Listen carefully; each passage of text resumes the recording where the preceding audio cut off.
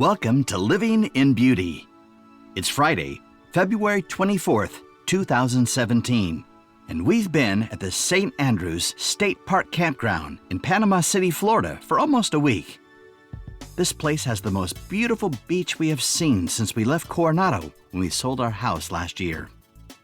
Now, if not for our hand crank radio, walkie-talkies, and flare gun, sometimes we'd feel abandoned. When we're in a state or national park with no cell service or Wi-Fi, we play a little question and answer game. What do we do if one of us doesn't come back from walking the dog? Or, if one should have a medical emergency, how should one proceed? There are some stretches of highway and landscape, hundreds of miles, with no cell service whatsoever, and Mississippi particularly is Verizon dry. 2 weeks ago, around 10 p.m. on a moonless night, we parked outside a library in Decatur, Mississippi to upload audio and photos. The day before, with a stack of projects from taxes to board work, we traveled an hour to the Daily Grind to gorge on their screaming complimentary Wi-Fi.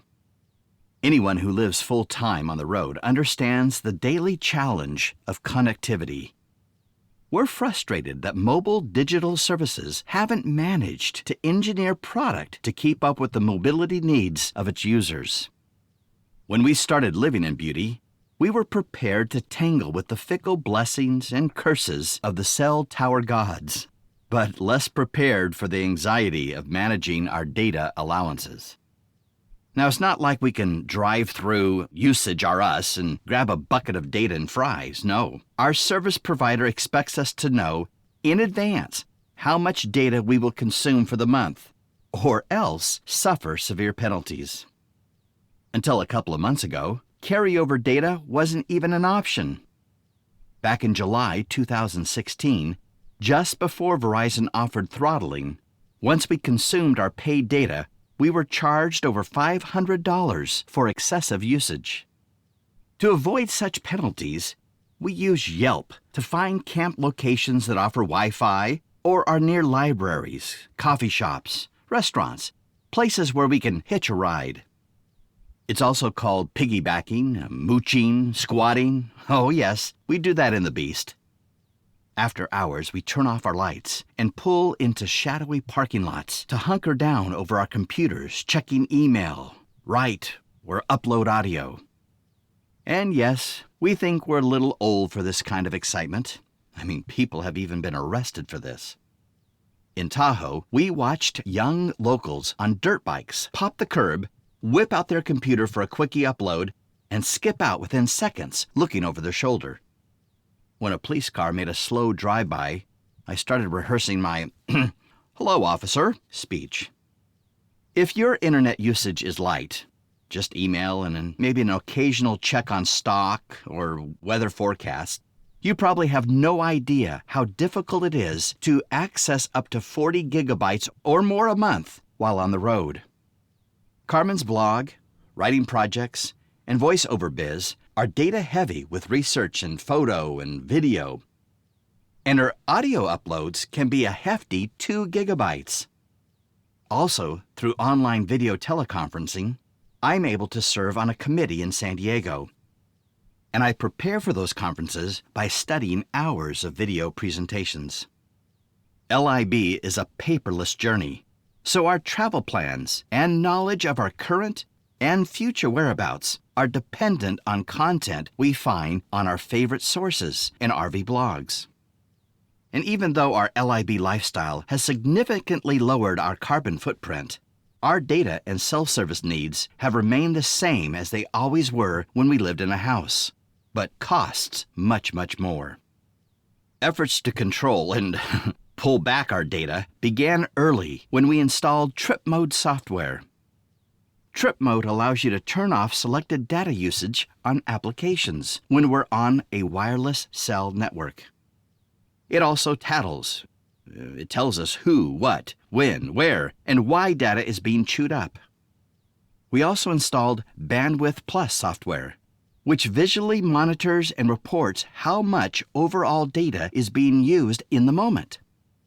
Of course, even with these hall monitors, we always exceed our 24-gigabyte data plan, sharing it with 2 iPhones and a Verizon Jetpack MiFi hotspot.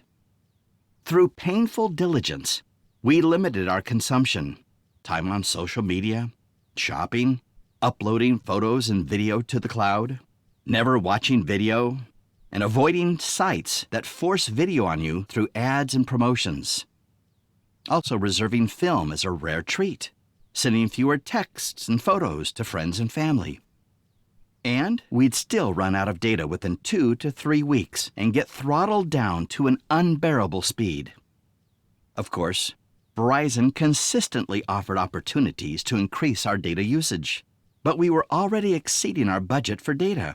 And if we kept increasing, where would this highway robbery stop?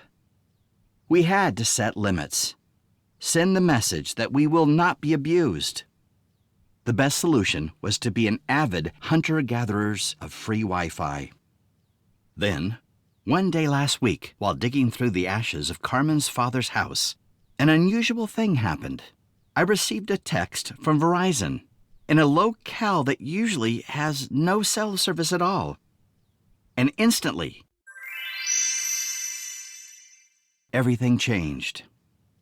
Okay, maybe at first we exhibited some kind of Stockholm syndrome, but we thought the text was a joke. Come on, Verizon Wireless breaking news of unlimited data now available on their LTE network? That'll be the day. Why would they set us free when they have us right where they want us? So I called and asked some very pointed questions. Is it really unlimited? Yes. Is there any throttling? No. How much more a month will it cost than my current 24-gigabyte plan? $40. What will the total cost be per month for 2 iPhones and a MiFi hotspot? $180. So now, at least for the last 2 weeks, we have unlimited data all the time. Yes! And yes, we realize Verizon has a few limitations on their unlimited plan, such as when connecting to a cell tower that is experiencing massive usage, if any single device reaches 22 gigabytes of usage in the month, it loses priority behind a device which has not reached that limit. But our research seems to indicate this is not a big deal. Also, Verizon's unlimited plan imposes a secondary limit on tethering, or using your iPhone as a portable Wi-Fi hotspot to share its connectivity with another device, like your computer. You get 10 gigabytes a month of LTE tethering per line, not account.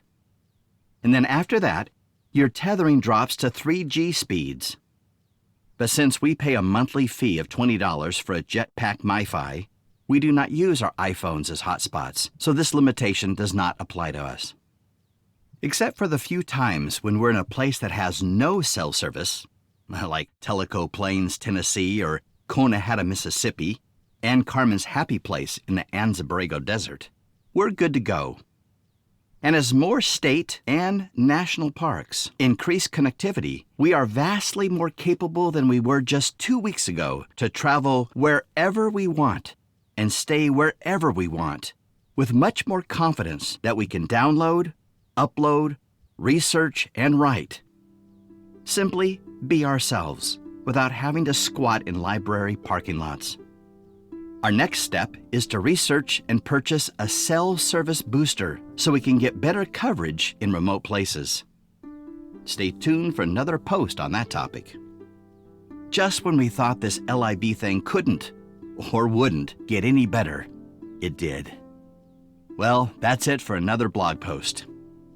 Thanks for listening to Living in Beauty. If you like what you read, please click the follow button at the bottom of this page so you will receive notifications when we post a new story. Special thanks this week goes to who else? Verizon Wireless, for finally making our connectivity much more available by once again offering unlimited data. See you next time.